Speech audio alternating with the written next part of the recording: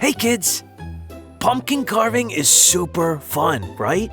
I'm gonna show you something really neat. It's actually possible to carve a cat's face into a pumpkin. Yes! Now the trick is to draw the areas you want to carve out first. Then you either give it to someone else to carve if that's too hard for you, or you can try under the supervision of an adult. The drawing part, though, you can definitely do yourself. Here we go. What we want to do is draw the parts that we're going to carve out. We'll start with the eyes. And I think I'm going to draw Alice's face. Her eyes are round, but with a pointy shape for the eyelashes on the outside.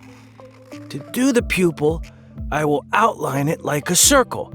But when we carve it out, we don't want it to fall, so it needs to be attached to the main body of the pumpkin. For this reason, we don't close the circle. We leave an area that will stay attached, like that. Then we carve out everything that's inside the line. Now, let's do the other side. With the pointy bit. There, nice.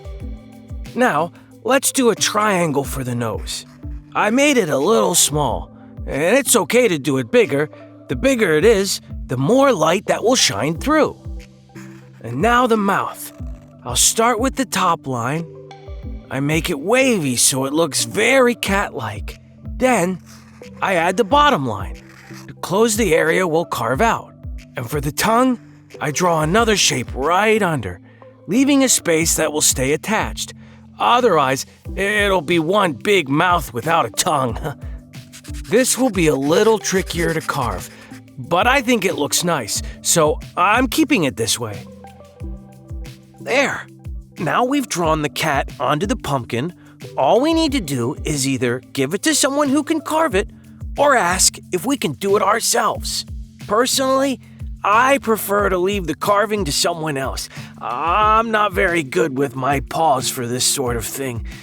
So I do the drawings and someone else does the carvings. Here's a fun little trick.